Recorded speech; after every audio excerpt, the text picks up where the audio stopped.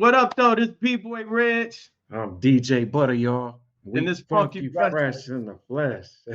What up, Rap though? tapes. Tell them where All you right. from. The rap tapes, man. I'm from Australia. I'm a tape collector and archivist. Thanks for having me, guys. Oh, no doubt, no doubt, no doubt. So, It's so like, you see, we got the shirts on right here representing. We got a lot of these were our local artists too on this one, right? Yep. Yeah. So yep. So you've been collecting not just major label cassettes. You've been collecting like local artists, maybe independent artists, just some of everything, correct? Yeah. So I try and stick to stuff that was not on a major label, not promo Okay. tapes for major labels, just independent releases, stuff that was brought out, on their own personal budgets, stuff that was basically for a local area, people's demos and people's first earlier releases. This stuff here that I've brought around, that I've separated, is all local Michigan stuff, and it's not on a label. None of these stuff are on major labels; they're on independent labels. So Okay. that's my focus, is trying to highlight those labels that were in the '90s. They weren't on big budgets, and they've right. disappeared. They've disappeared in time when the cassettes sort of phased out. A lot of these labels just disappeared, and this is the stuff that in 2025, I guess, is it's a real unique format of music, because the music's it's something that isn't created anymore. It's something that was a lost era. Yeah. Yeah, we were just talking before the show. We were saying how back then the tapes, you can only get so much music on a cassette versus the CD gave you a little bit more space. So we would see albums that maybe had like 10 or 12 songs at the most. But then when CDs came out, people would have like 16 songs on there and a bunch of fillers and skits and all of that. Do you think like moving from one format to another impacted the music and the quality of the music? Yeah, absolutely. I think when people had a limited space to record on, I think the quality was there, and people would put more effort into putting meaning behind their songs and telling their story. And I think that's something that I like to focus on, is when people have got an album that they're trying to tell a local story or tell their story, something a bit meaningful.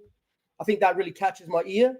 Um, that's something that, I guess, when you have an independent release and you're doing it on your own terms, you don't have to conform as well, which is good. Right. You can put it out and say whatever you want and label it the way you want, and be as raw as you want, not have to censor yourself.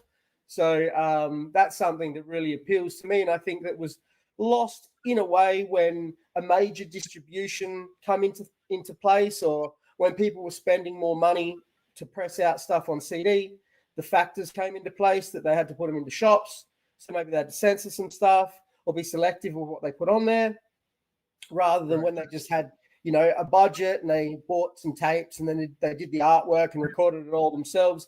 I feel like it come from the heart a little bit more, and it's a bit more real. Yeah, but I remember my first CD burner was like $3,000 almost. You know what I'm saying? It's just see the difference. Are those all It's very cassette tapes? expensive. Yeah, yeah. Yeah, that's what I'm going through. I'm about to pull out some stuff. We gonna I go got down some stuff for memory you lane. too. So what Yeah. y'all know about this one right here? Oh, The oh. rap. Yeah. Yeah, I think I got that one here. Yeah, we all got. Oh yeah. That's funny. The Right. rap people all around the world. Yeah, the rap game that was one of the first tapes I put in the hip hop shop. Proof used to get them on consignment from me, and we used to sell a lot of them. You know what I'm saying? So when he sell out and couldn't pay me, he may blew the money somewhere. He'd give me a Maurice Malone jogging suit or a T-shirt or something. Maurice say, yes, I'm sorry to say that, but that's what Proof did. That's But funny. it was good times. Are those all cassettes back there? Yeah, man, they're all cassettes.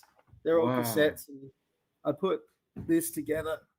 So that's the Wow. local Michigan stuff that I've got in the collection at the moment. I don't know if you can see the titles properly, but you know, this was all stuff that's taken like I'd say a good 20 years of collecting. Michigan being somewhere that has a specific style, and I feel like it's somewhere that it needed to be archived because of its uniqueness and because of its quality and because there's so many different independent artists that were coming out and putting out projects that were so good, but people really didn't know about them that much. They might be there on some internet forum or something like that if you searched hard, and rarely the tape had come up, and I didn't know about this stuff, and I was looking and talking with a lot of people, collectors, and I'd be buying these collections and seeing these Flint and Saginaw releases and Detroit releases, and they would blow my mind how creative they were and how underground and dope they were. Like, I mean, on the level with any major signed group that I was listening to at the time, I was thinking this stuff's even better, you know, because I haven't heard it before. The samples weren't cleared. You know, it's these dudes were doing it the way they wanted to do it.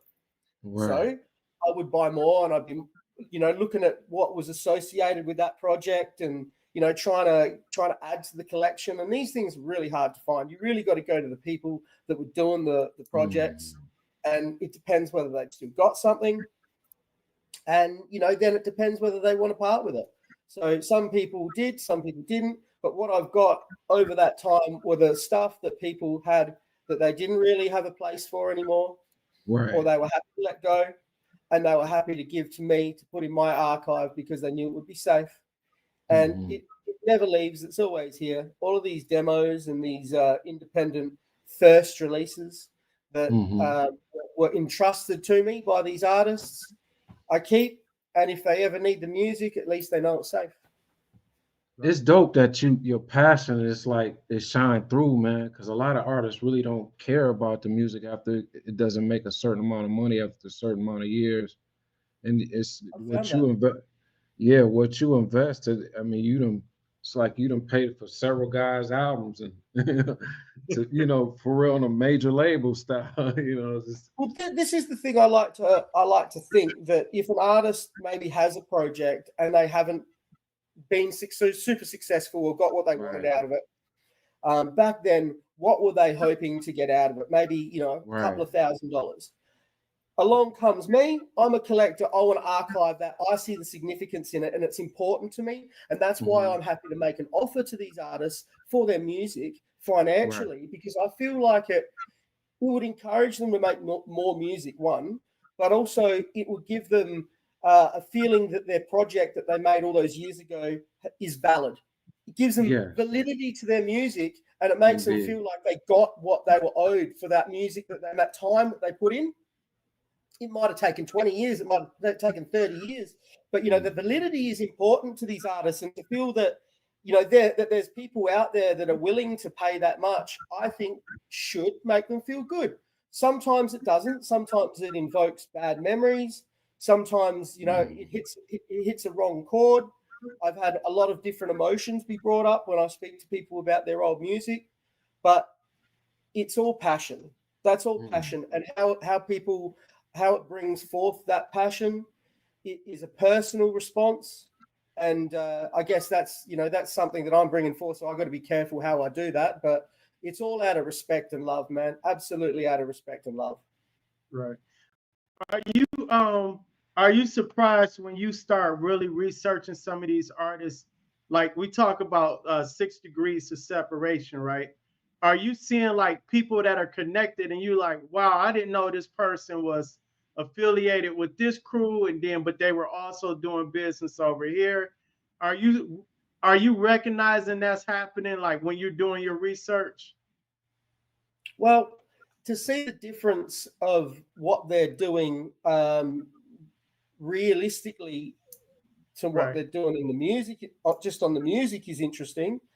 But a lot of people, when I talk to them, the personal life doesn't really get involved. Usually these music deals are pretty much business.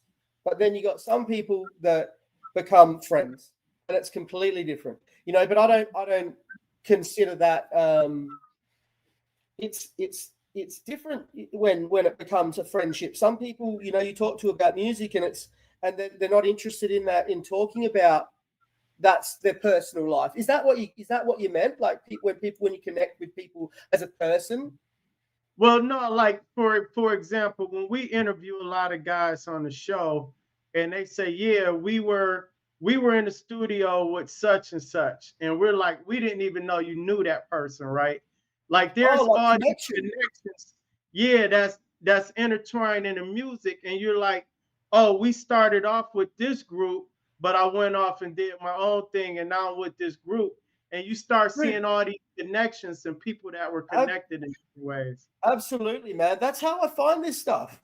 You know, that's how a lot of it comes together.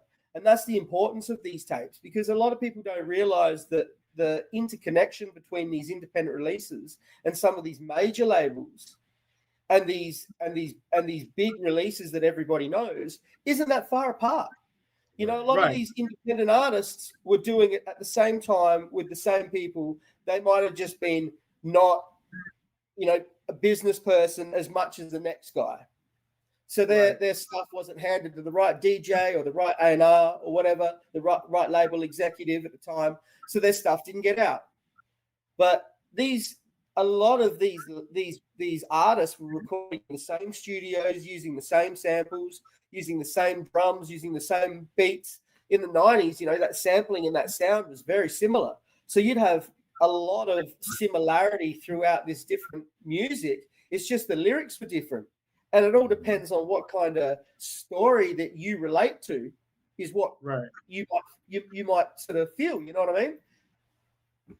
Yeah, I peeped it. Whether you're a hustler, whether you're a businessman, you know, all of these tales are in there. All of these flyers, they're all there amongst the music. Right.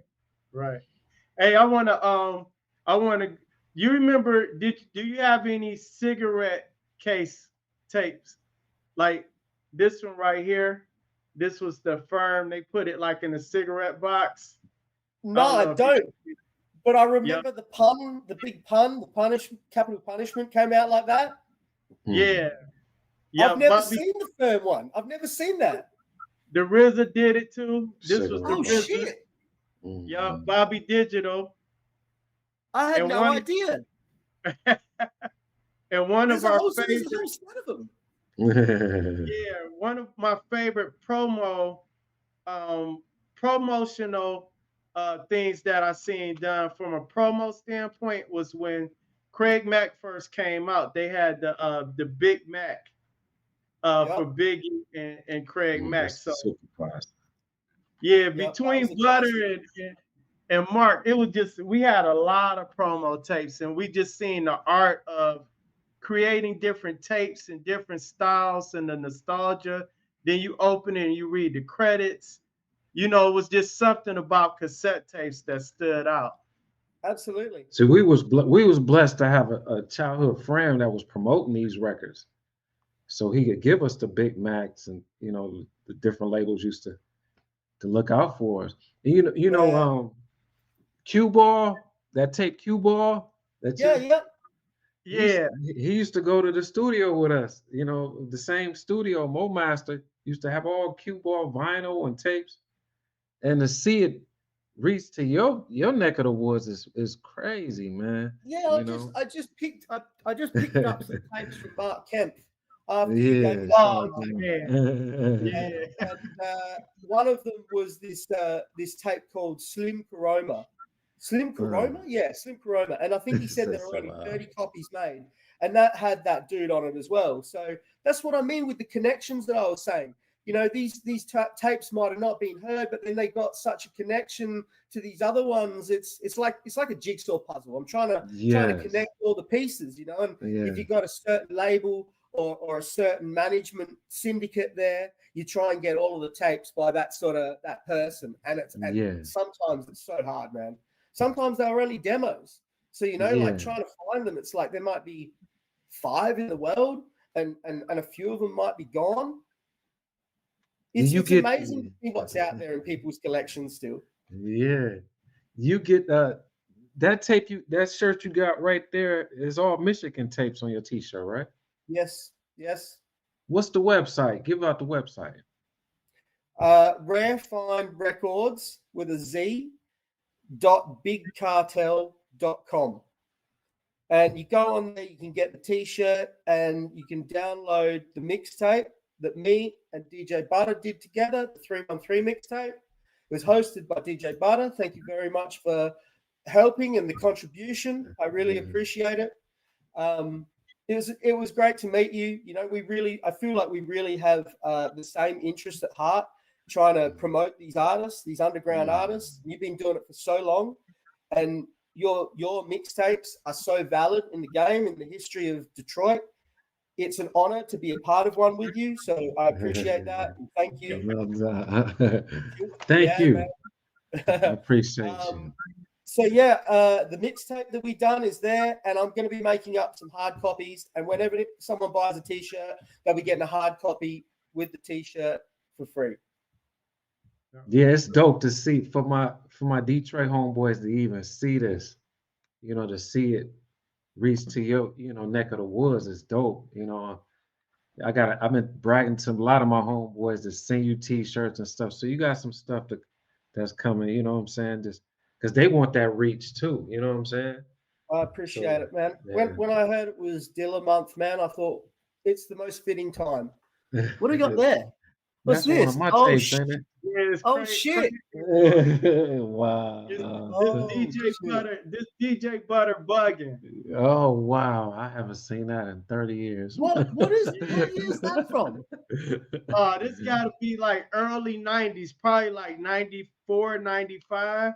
Wow. Damn. And it was on I'll be hitting you up. Reg, I'll be hitting you up about that one after. Look. Wow.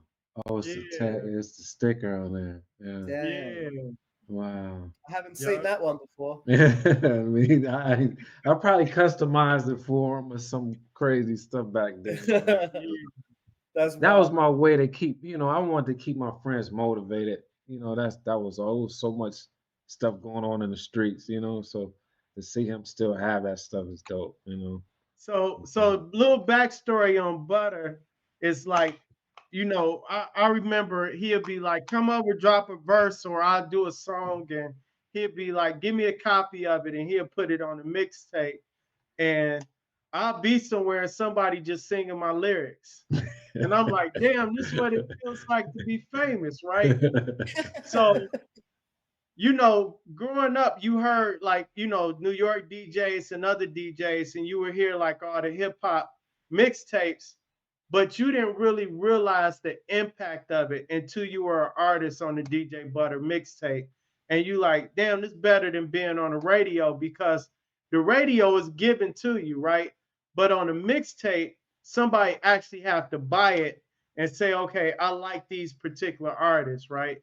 And the more you're on the mixtape, the more exposure you got. So it created a whole different scene here to have DJs, because we had house, we had techno music. So a lot of DJs were only mixing, like doing dance tape, like mixtapes, right? But Butter was one of the first people to come out and do hip hop mixtapes in Detroit. So that's why a lot of people just respected him for that, because man, he made people some local celebrities off the mixtapes here.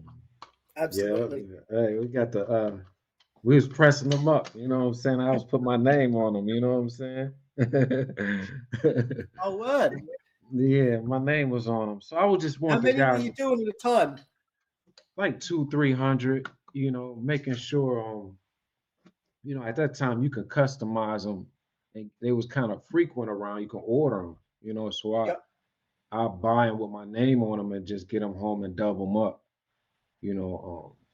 And that was it. Put the covers on them. I go to Kinko's, and you know, Kinko's used to have a copy key, and you have to put the key in the copy machine. So I make a bunch of color copies, and they were like $1 a piece back then. Dollar, you Yeah. know what I'm saying? So you know, I'll sit there and just run a bunch of copies, and I come up to the counter and I drop the copy key, and and the numbers will be messed up on. So I'll be like, oh, I had 17 copies. Really, really, I have 117, but just to get the word out, you know what I'm saying? Hell yeah. I was working at a fast food restaurant. I met this guy. He gave me his Oh, tape. It was that's Pete the Chief. Yeah, the Golden Child. Yeah, Pete the Yup. Chief. And he had like he had kind of like a offbeat. It was like a kind of like a cross between like Biz Markie and Bizarre. yeah, Bizarre. Like picture Biz Markie and Bizarre mixed together. Yeah. But it was unique, man. So I still got that. I got the Raucous Sound Bombing too. Tape. This had M on it. Most Def, a lot of people, but this was good because it was like, damn, M on here with, you know what I'm saying, with Common, Pharoah Monch. So yeah, Yeah, I cassette used to, everything M was on, I used to buy it, you know, just Detroit period, you know. No, Where, absolutely.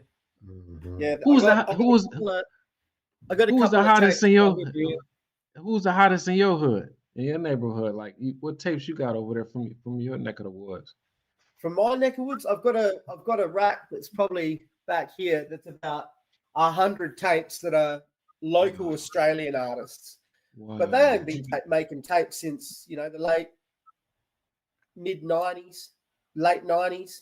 So all of that stuff, that's history, man. That's all. That's, you know, a lot of people make tapes these days, but that doesn't really interest me as much. It's more of Right. the 90s stuff, when it was that era, that sort of that original tape era.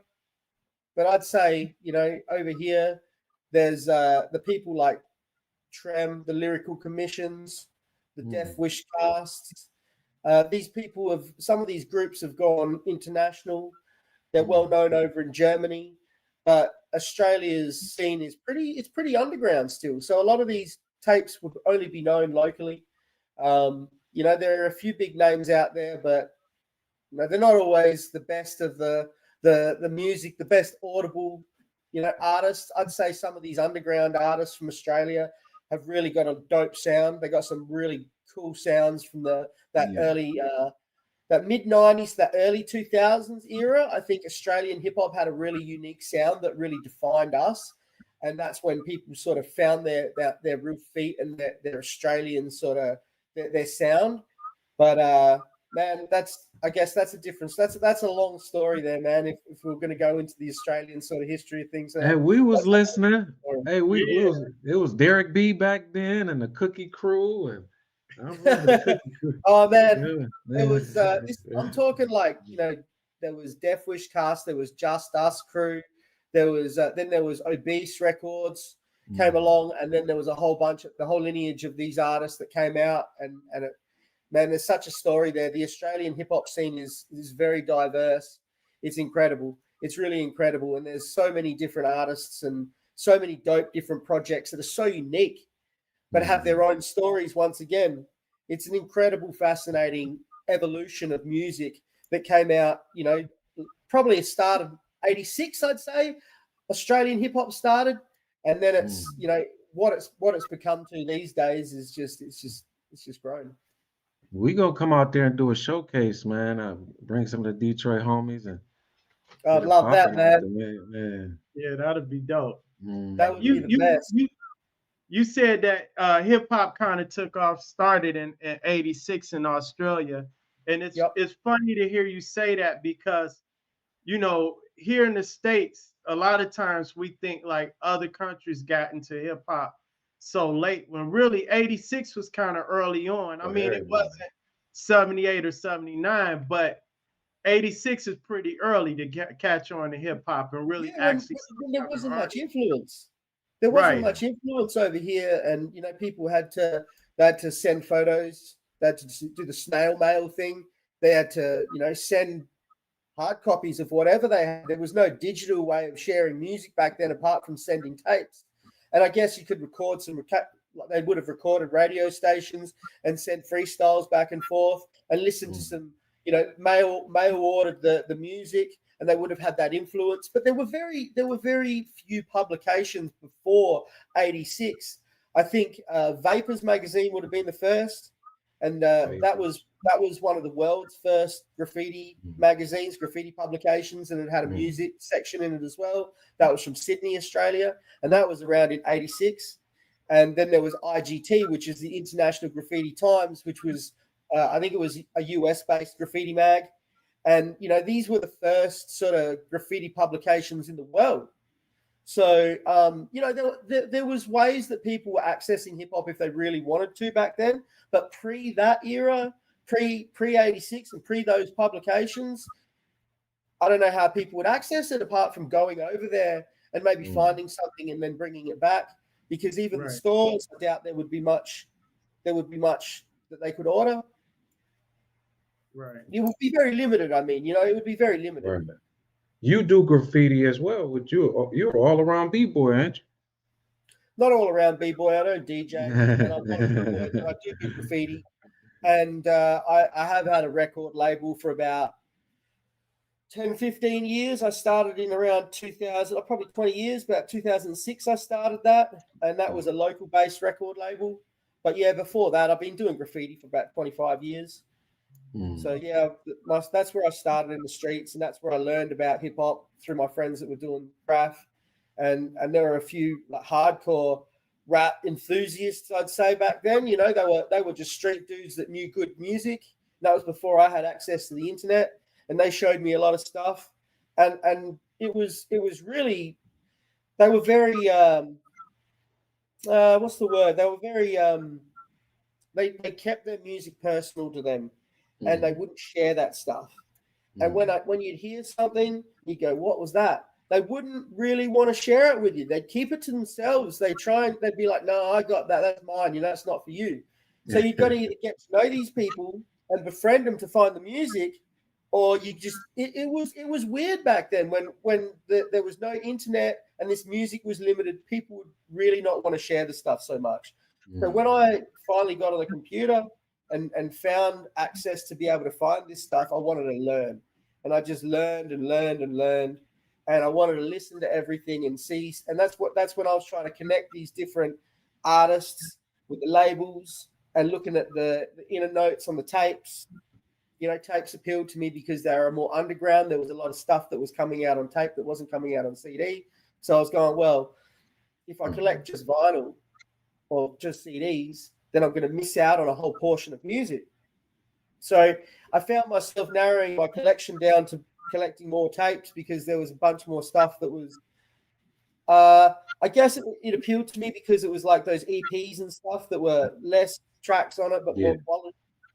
And just some really cool, unique sort of stuff. And then it just grew and grew and grew. And I guess I've just aimed towards tapes more over the years now. Yeah, that's go ahead. I wanted to ask, I got a record in there about $3,000-$4,000. What's the most valuable tape you have in there? Oh man, it's hard to sort of say exactly. You got Eminem's demos in there.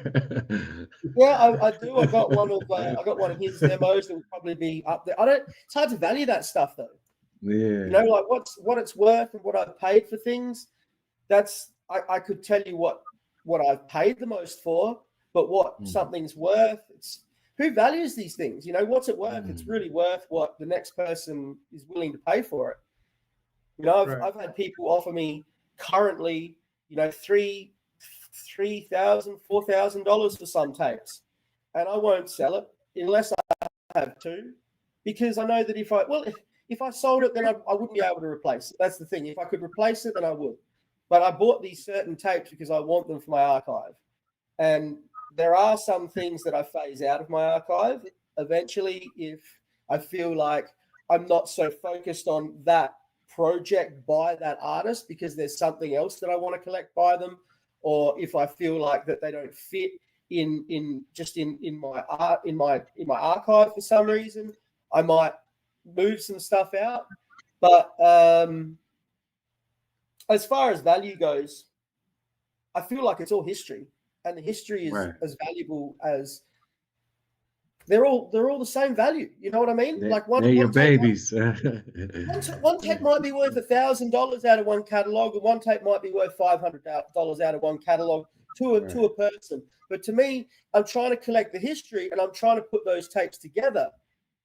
So like, it's very hard to value something like that. It's kind of like, to me, it's once you've got the whole catalog together of these underground releases, then the value historically is there because it's able to be archived as a whole.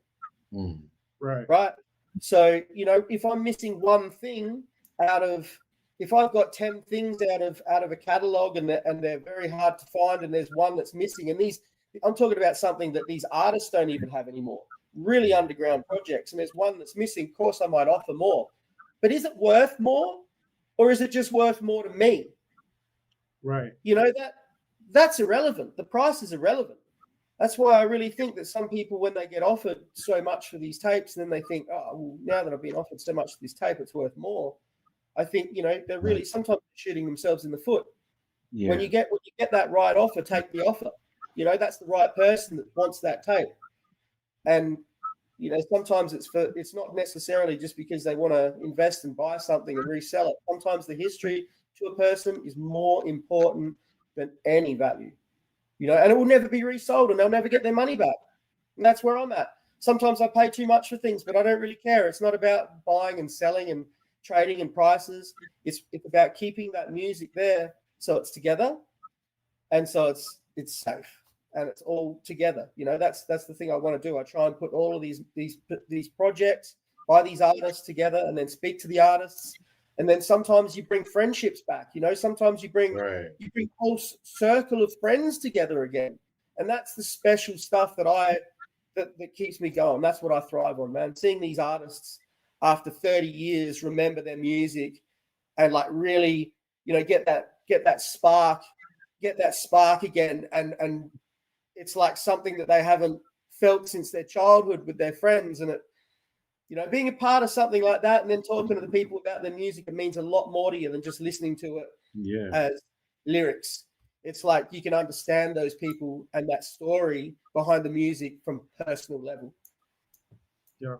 We was just, we interviewed an artist, Davina, and she was saying like she had like at least 6 albums or something of music.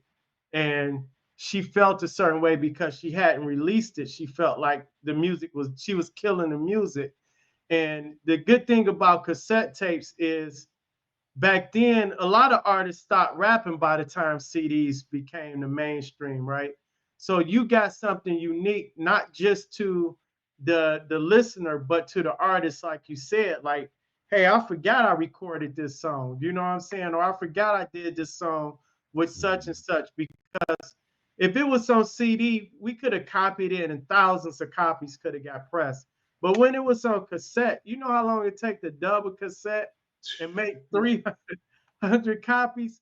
So that's unique in itself, because some of the music may have survived and made the first generation of CDs, but cassettes were just so much harder to duplicate at that time. And a lot of artists, like you said, a lot of artists don't even have the music themselves, and they come to you and you like, hey, I got half your collection over here. And it's interesting. I heard what Davina was saying when the interview was taking place with her before, and how she said the music dies if it's not put out there. And I thought that was really interesting. And I believe that's so true. If you've recorded something, a lot of people say that they grow out of it. Right. They've made some really good music. And when I had my record label, people told me I had a great artist on there that recorded something, and he was continuously recording pieces, but because he wasn't able to finish his album because he was growing out of his tracks. And he was at that age, he was a young artist, but I said, keep putting it out, man. You know what I mean? He goes, no, I can't because that's not me anymore. There would be so many tracks out there that just got lost, or these people now just go, I don't want to hear people to hear that because that's not me anymore. And I come across that quite often. And all the time. you know, it might sound rude to some people, but that's the music that I'm going to find and I'm going to archive because that's the stuff that needs to be heard by some people. You know, some people don't want their music to be heard, and it should be heard. It should be archived. It's not something that should be thrown away. You should be proud of your history. Hey, Reg got some hits. Hey, you got Reg coming out the vault. But it'd be like, put it out. I'll be like, you know, it's just that song. but you know what? Worried about me putting out their music. I'm not going to put out somebody's music. I mean, I just want it to be safe there, so so it's not forgotten, right?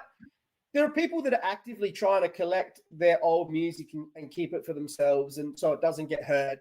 And I think that, you know, like, it's a shame if people feel that way about their old catalog. And some of these artists that have grown into like a major, you know, they're on a major label now. They've got the way to do that. They can get rid of their old catalogs, and I think it's a shame because if as a collector, foremost, I was a collector. I think for people to, you know, make music and put it out there, and then sort of want to say that that's not a part of their catalog, well, it leaves an enthusiast going, well, where did it begin? You know, we want to find out what these artists' history is. And if you sort of hide it and pretend it's not going to be there, collectors are going to look for it. They're going to find it. They're going to want to know what it is. They're going to want to hear that demo, you know? So it's you can't just think your history is going to disappear. And I don't say this in a negative way, but I mean, it's a part of your history. Yeah. If you're a fantastic artist and people love your music, and you've got a fan base, can you not expect them to want to know where their artist came from because there's that personal connection to them? Right. And I think a lot of it gets lost over time, not just people trying to, you know, keep it away from people, but a lot gets lost. And it's when it gets lost and these people go, damn, man, I ain't got that anymore. That's the stuff that makes me sad. You know, it makes me go, too. That is terrible. You know, if only one person just kept that, just like you guys keep the music, you know, it would be saved. You know, and it's just like this. It's like at them times they probably was making $6 an hour at their job, $5 an hour or something. Then you paying the studio $30 and $50 an hour to record a song that you don't want to see out. Yeah, it's like self-defeating. You know what I'm saying? It's like, it's good that, you know, Jazzy Jeff brought this up. He said, man, I want to die empty. You know what I'm saying? And it's like, damn, when you hear that, you hear how all these posthumous albums come out with all, you know, they mash up these albums together that, you know, they know the artists, you know, who died didn't want to see together. And, you know, it's something to hear that, you know, and to see the passion of somebody that really, you like the super distributor right there. You know what I'm saying? Like, just the way you even, you know, talk about the projects. I mean, just like you post Kill the DJ up. I got so many DMs in the last, man, a couple of days. You post that tape, I'm like, wow. You know, I hope it brings out the right emotions. I guess that's a personal thing, how you feel about your past, and that's why I say I really do hope that it invokes that good emotion in you and brings back the good memories. And it's a shame when somebody's music brings back bad memories, and it does happen occasion to occasion. And that's why I am weary of that. And I messaged you personally when you said that you got heaps of messages. I was like, oh gosh, I hope I didn't open a can of worms, you know? Oh, wow. He said, he got the only one butter. What's going on? I said, wow. There's a lot of passion out there, man. Yeah. There's a lot of passionate collectors out there. And, you know, it makes the artist sometimes feel like, oh, damn, you know, I should have done this or I should have done that. But I think as long as music's being heard and more people are hearing about it, that's your fan base growing. So that's the most important thing, and that's something that's priceless, isn't it? Totally. It's Yeah. what they say is real estate. You know, it's just with some people take it like, damn, I spent 20,000 on this album. Fuck that album. You know, Right. you get to that point where you feel that way, but you know, you own it. At the end of the day, it's just Right. your own archive, your own part of history. You know what I'm saying? Yeah. Yep. I want to touch on something you said too. Like, I think sometimes artists be they're so much of a perfectionist, and they're like, I don't want nobody to hear this because it wasn't finished or it wasn't perfect. And so Right. much time go by, and we forget that as fans, you want to hear the imperfection. Like you said, you want to hear how they entered the game, right? So like Yeah. I might want to hear Redman demo before he got with EPMD or Jada Kiss, you know what I'm saying, rapping on something, just to hear like where was the growth at? Where was that That's changing and right. defining moment? Right? Yeah, you feel me? That's right. Like we got to hear M on, you know what I'm saying, the infinite M to Mhm. the Slim Shady, or These mixtapes. you These go to is some of all. these studios and you go to studios like Mo Master or somebody like that, and they're like, yeah, I still got these demos on ADAT or something that such and such did because they never paid me for the session. So they're sitting Right. on all these music that was never mixed, and it's just like raw. It's like raw footage, right? Like you got this movie star and you got to see them in their first 3 films that didn't go anywhere, but you like, damn, he was a good actor then. It's the same That's thing. that's the best stuff, man, because that raw form stuff, Mhm. Yep. that's when you see these artists unpolished, but you're seeing their true characteristics that you've Yep. grown to love over these years. Just there, you know what I mean? Without all that extra added bullshit.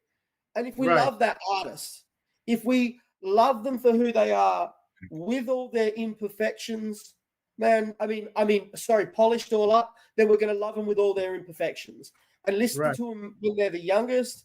That or like any fan of any artist that listens to their music and enjoys their catalog and listens to more than one album of an artist, you know, is a proper fan, would love to hear something from where they've come from to where they are now. I think it's just a great growth experience to make yourself familiarized with that person. It makes you understand, you know, that they're human, that they're not just some, you know, Right.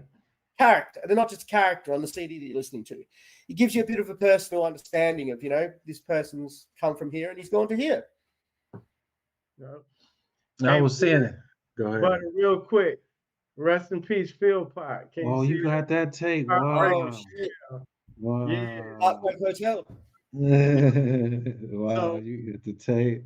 yeah, I got some stuff I'm gonna send your way because my wife said we running out of storage over here. So You can send me some here. I got plenty of room. It look like you got Bugs tape back there, T Stucky and all those guys. Yeah, these ones here, man. I'll bring them closer. What is it back there?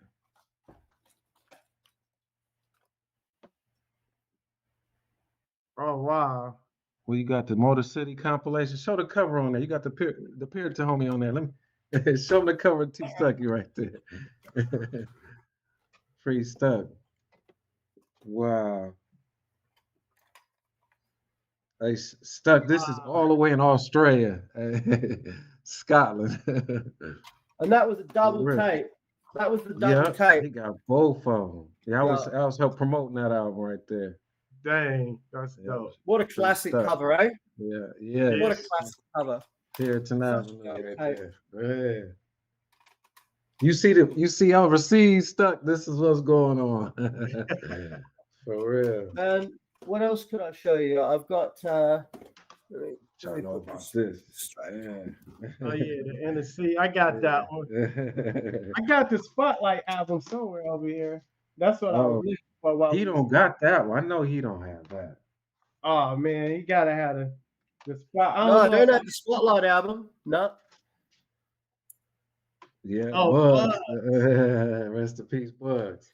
Yeah, classic. Show them the Classic. Spotlight, P Groove. So you got that over there? that's what I'm looking for, man. That's what I was looking for while we was talking. I got it on vinyl. I want to show them the tape. I've never seen the tape. Yeah, I got it in here. I'm gonna keep digging. I ain't gonna stop till I find it. We grew up with P Groove. That's what we had. This stuff. That's P Groove You said fingerprints on them. he was the Godfather, eh? Oh, super duper. Yeah. Oh, wow. You got the promo right there. Wow. Yeah. Yeah. That's that early M demo that you were talking about. Wow. Got Eminem's Oh. demo. Wow. Yeah, that's old. Wow. What else? Wow. What about this tape? Oh, shit. What about this one? Oh shit. Yep. Talk about this one, Butter. Tell us about this one. Oh, that's Melody Farms right there. That's DJ Whip. That was one of the livest tapes out the hip hop shop. He sold a lot of tapes in the hip hop shop. What he did, DJ Whip is like one of the dopest DJs. You know, Was that really- mix featuring local artists as well? Well, it was a couple of local artists on there. He did like a lot of mega mixing. Like that was the first time like I heard a lot of movies and stuff together on a mixtape. Like All the samples and stuff? he took like the Minister Society movie and then the way he was doing the remixes, the Redman remixes and stuff on that tape, he made it like a drive-by mixtape, but it was hip hop, like, you know, just one of them riding tapes. But Whip, shout out to DJ Whip. Whip is a legend. You know what I'm saying? Yeah, you said that was one of the most popular tapes back in the day. Yeah, out of the hip hop shop. Yeah, DJ Yeah. Whip. Yeah. Melody Farms crew. Yeah. What you got, Reg digging over there? Wow. Yeah. Oh, you got two of them? Wow. Shit. Hey, that was our idea of color back then. Yeah. Wow. Because color was too. So that's the P Groove album. No, No. that was What's another that? DJ Butter mixtape. Oh, that was that one you showed me. That was that one I was asking you about a while ago. Yeah, I'm gonna find a P Groove one here too. I got Reg on here for a reason. Oh, yeah. Reg got some shit in there. I haven't digged in his crates in a while, you know.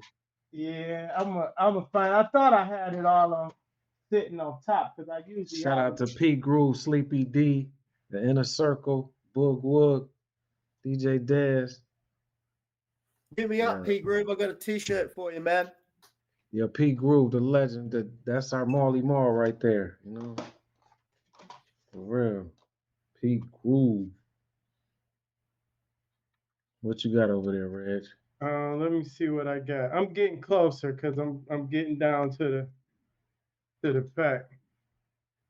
No, that's strictly for the B-boys. This was demo for real. It's just handwritten, no nothing. This is actually on the Memorex. I don't even know if it's still playing. Damn, you see me coming in there looking at it real close. Yeah. You had like Common Sense on here, Brand Nubian. Shoot, I don't remember. You had a couple Common Sense joints on here. Coogee Rap and Polo. This was early though. I used to run into Common at the record stores all the time. So this was under DJ Main Attraction before DJ Butter. Jeez, shit. Yup. What was that? Was that like pre? When did you change to DJ Butter? Well, it was like right in the high school. It was first I was DJ Skill, Tech, you know, Terminator 1200 with my group Sudden Strength, LEL, and all those guys. Then when I got in high school, I said, Sudden Strength, rest in peace, LEL, Highland Park, Young E, rest in peace, TKO. But in high school, I started writing up under the name main attraction. I started my magazine, Funky Fresh. Reg and we was in high school doing that stuff. You know what I'm saying? So our main attraction was an alias. You know what I'm saying? So Okay. we all grew up with Mark Hicks. He used to work for Tommy Boy Records, and he was out of Highland Park as well, and he helped promote Puffy's album, Bad Boy Biggie, and Craig Mack, and he did all that stuff. You know, as a kid, he was promoting that to Coolio. He promoted Naughty by Nature. So when you hear Eminem talk about Naughty by Nature, Mark Hicks is the one that put Naughty by Nature in Detroit. You know what I'm saying? So that was his old manager, wasn't it?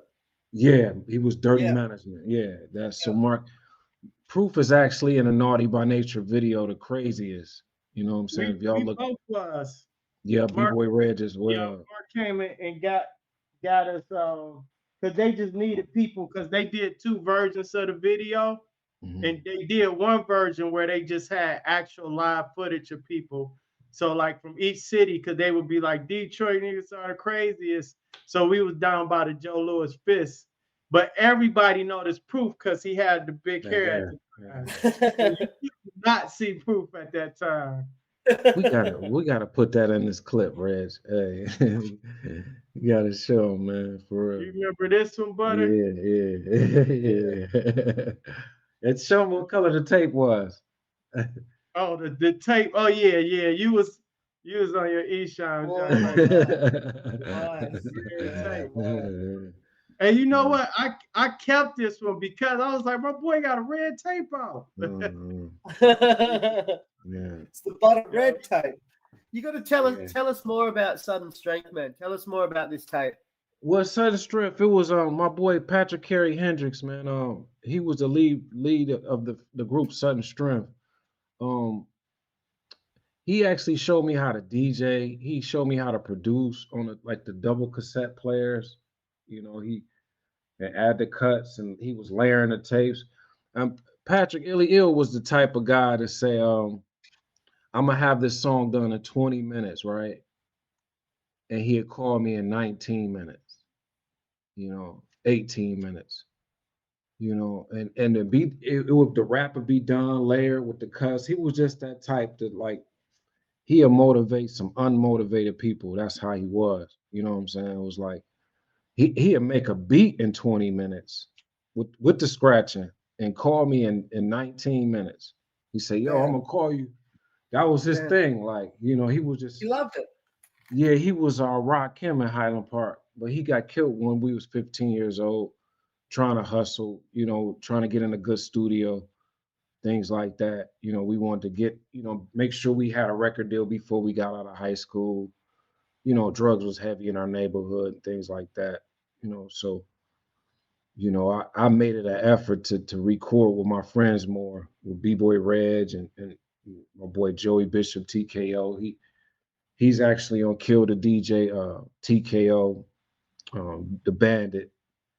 These guys they've been around me almost all my life. You know what I'm saying? So What year was it that Illy died? Illy Ill died in 1990. 1990. So that's when the group was finished. Well, it's like we were just discouraged because it was just like it was like a notorious family that killed them. You know what I'm saying? So we just kind of scattered. You know what I'm saying? Was there a break before the name change and before the magazine came into place? I did the magazine like right after that. I was kind of like, kind of discouraged with Illy Ill dying. So I wanted to keep my friends, all my friends that was rapping, name alive in publications as well as the mixtapes. Then I got back producing heavy when I met Proof and before I got out of high school.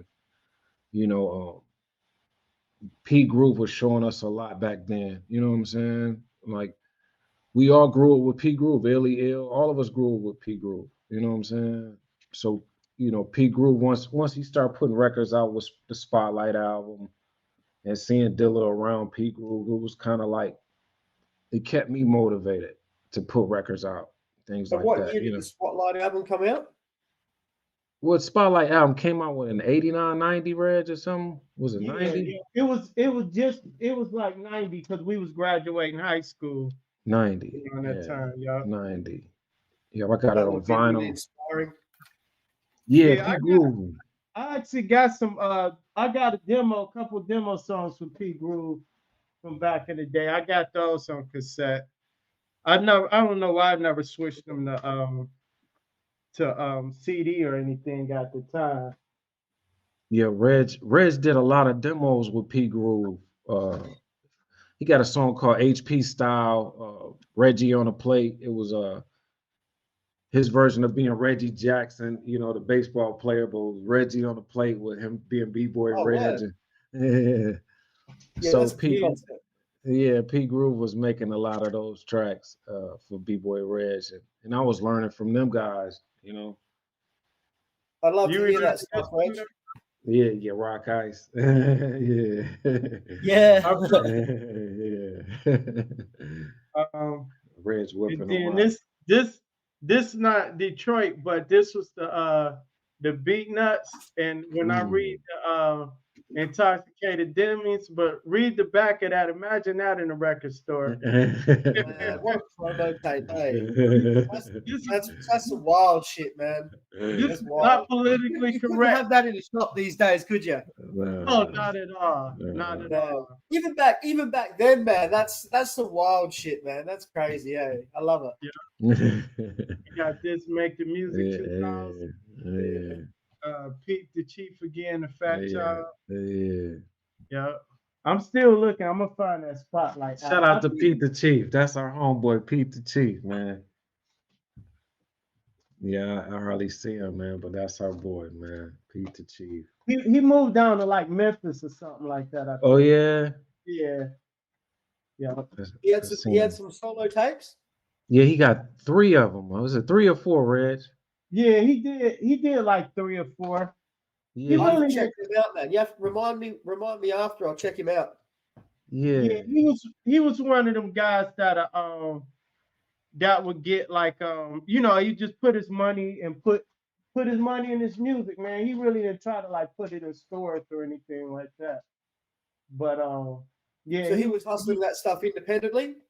Totally, yeah, pretty much. And totally. he was mostly making it for the love, you Yeah, know. Yeah, I got to check that stuff out. Yeah. I've never heard of him. yeah. Pete the Chief, man. You in Australia now, man. For real. That's it. Yeah, I gotta find it. It's Yeah, in well, what I'm gonna do is we're gonna put a collage of our tape collection on this story. You know what I'm saying?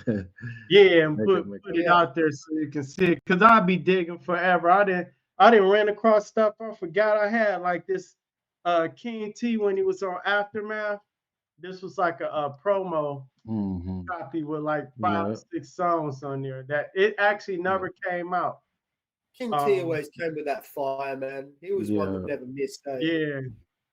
Then I had this Ill Style Live. Old Dirty and all of them live on there. Yeah, and Old Dirty was actually singing him in like 60-Second Assassin. What? Then I got my old school collection. Like I got so much stuff, man. But I'm gonna go through all my Detroit stuff though. Ice-T. Get you straight. What was the first tape you remember buying? Shit, man. I honestly can't remember. First tape. It probably would have been something out of Texas back then. It would have been one of the big time records tapes, maybe Point Blank, Prone to Bad Dreams, something like that. Just because I couldn't afford the CD, because back then all of that Texas it was expensive, Ghetto Boys, South Park Coalition stuff I was listening to heavily, and a lot of the CDs were really hard to find, so I was buying the tapes just because they were more affordable. So probably stuff like that, man. Out of all those tapes, man, What can you say is your favorite hip hop song? Just period, just in hip hop, period. Just one song and one group song. It changes, man. It changes, but I'd have to say standouts for me would be a group out of Santa Rosa. There was a tape called the Repeat Offender compilation. That one is one of my favorite tapes. And one of the artists on there, Days, I'm currently doing some work with.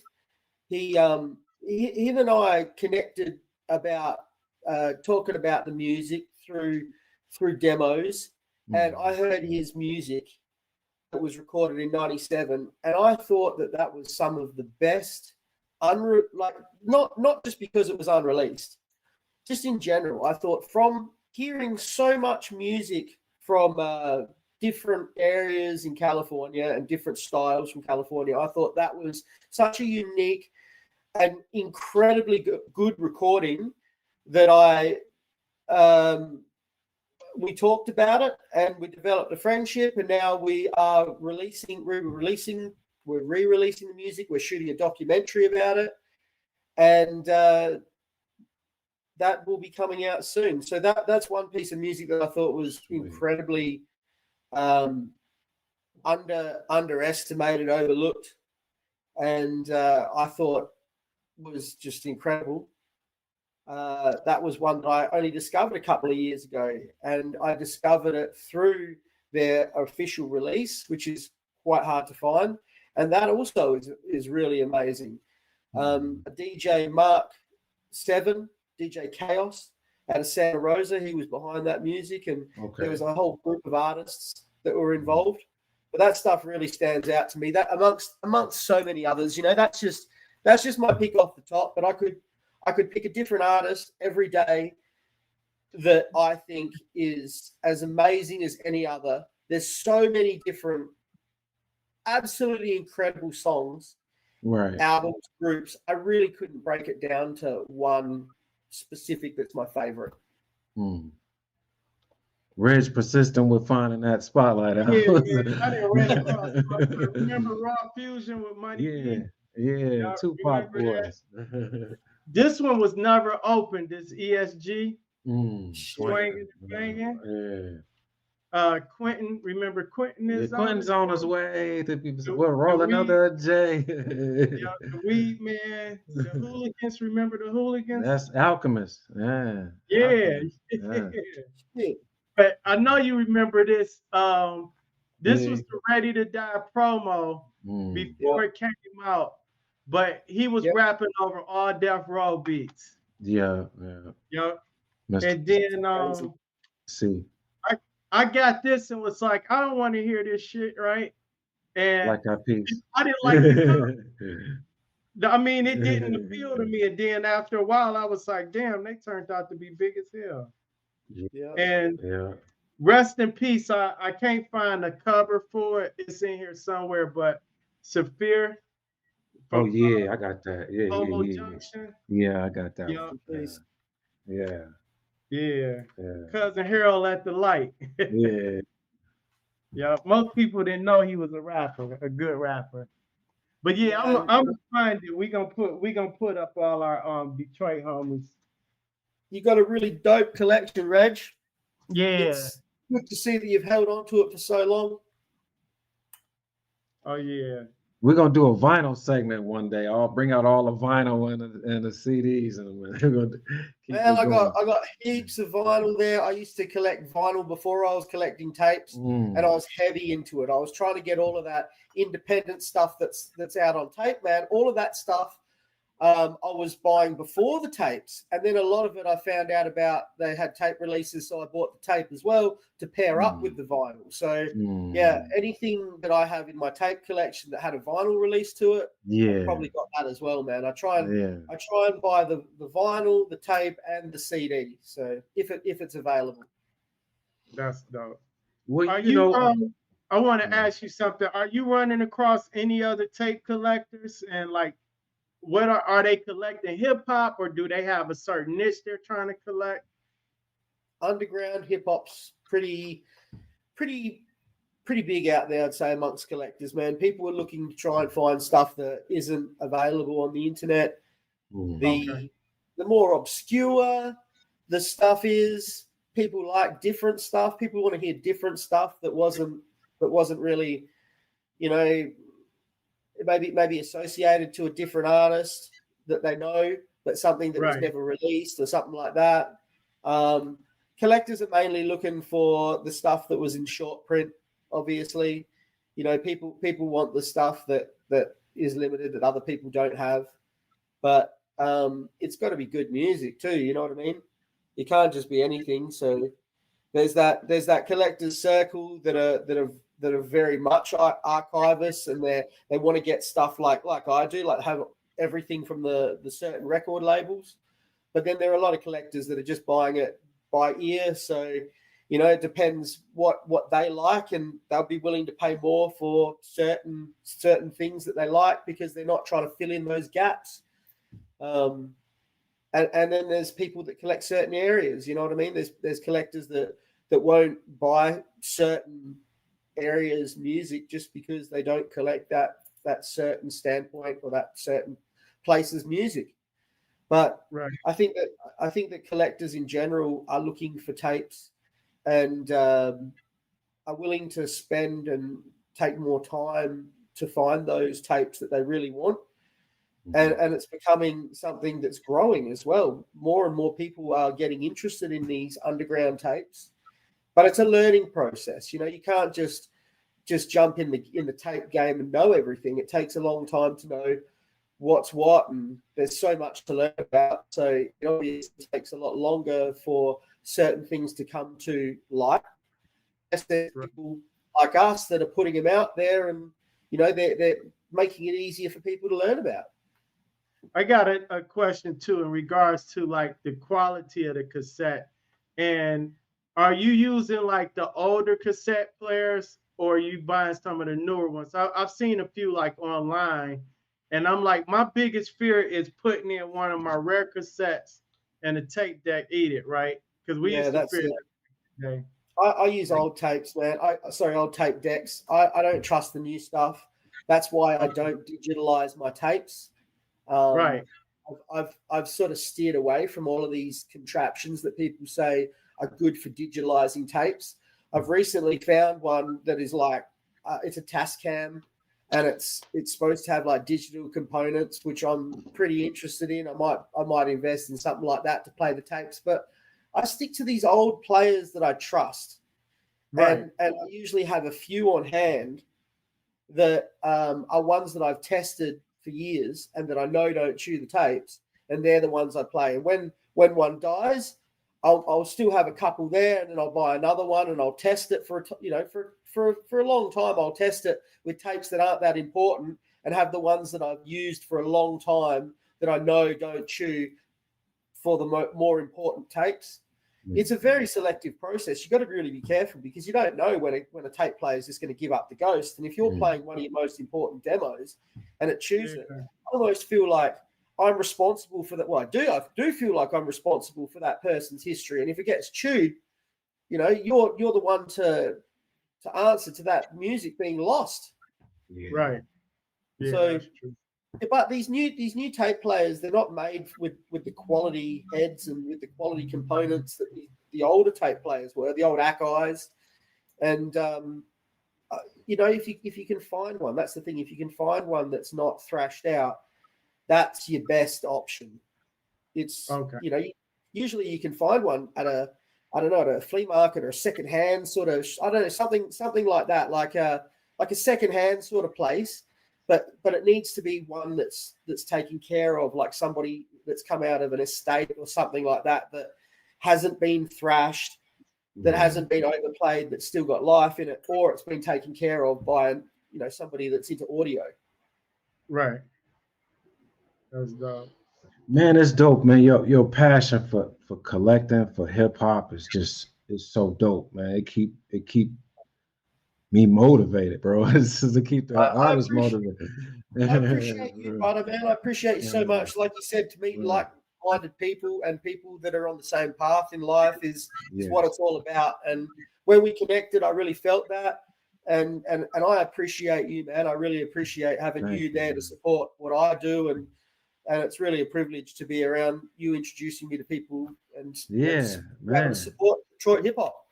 Man, I brag to my friends for people like you. So you know, it's good that you on our show, bro. For real. It's all love, man. I appreciate it. Anytime. Yeah. Shout out the website again. You know, Rare Find Records with a Z.bigcartel.com. You can get these t-shirts. They feature all the tapes. Oh, Michigan shit right there. All the Michigan tapes that are in this rack. They're all the original tapes. Shout out to Flint. Oh, y'all, you know, for real. Get the mixtape. Listen to the mixtape hosted by the one and only DJ Butter. DJ Butter, y'all. Yeah. You got all of these artists that are on these tapes. You can listen to their music and you can understand what the t-shirt's about. And hopefully it gives you that connection so you appreciate that music more, because it gives you that personal feel. And get involved with DJ Butter and listen to Funky Fresh in the Flesh and learn about the history. And then you'll appreciate the music even more. And when you listen to it, you'll familiarize with it. That's what it's all about. Yeah. Yeah. Support. We appreciate you. For real, man. Shout out to T Stuck once again, too.